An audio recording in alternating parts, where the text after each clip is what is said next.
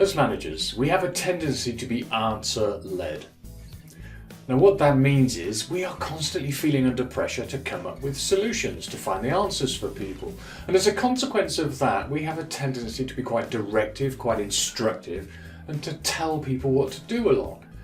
And the risk of that is that we damage, jeopardise, or don't spend enough time building relationships.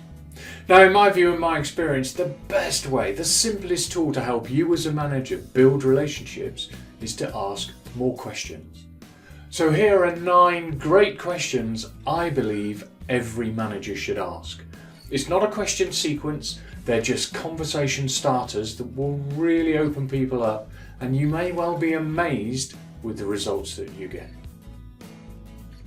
Here's the first question, and it's a classic. What do you think? All too often we continue making statements and we give instructions to people and we don't ask them their opinion. So this simple question can really open a broad conversation of ideas from your people. So take the time more often to just say to people, hey, what do you think?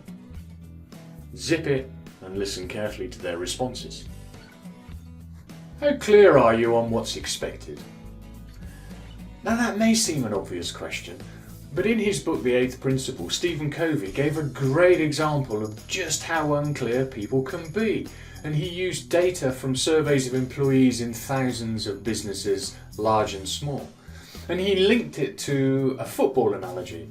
And to cut a long story short, he was basically saying if you applied the results to a football team, over 80% of the team would actually be competing against their own team most of the time rather than the opposition, and fewer than 20% of the team would be clear on which was their own goal. And you don't want to fall into that trap with your people. So that question is a really strong question to help people express and you understand that they're clear on what it is that they need to achieve. As managers, our job is to create the space, the room for our people to succeed. So here are some questions that can help in that endeavour. Where are the bottlenecks? Where do processes and system flows come together and create that bottleneck that stops things moving forward and frustrate your team very often? What's not working? Now it's a simple enough question, but actually is one we don't ask often enough for people, because they know where the problems are within the system, within the process, or within the service that we're offering. How can I help? Now that again seems a fairly obvious question, but it's one we don't ask enough. I reiterate, our role is to create the space for people to succeed. And so removing these bottlenecks, removing pinch points, dealing with the things that are frustrating your staff can be a real relationship builder as well as a productivity booster. What change would you make to improve our service offering? Or perhaps, what change would you make to improve our product offering? Our people are full of ideas. They experience our processes, our systems. Often they hear customer feedback every day. So seek their views on changes that will improve things. They won't be short of them. Questions are great relationship builders, and the final 2 questions can help build stronger relationships and help you get feedback from your people about some of their deeper feelings and thoughts.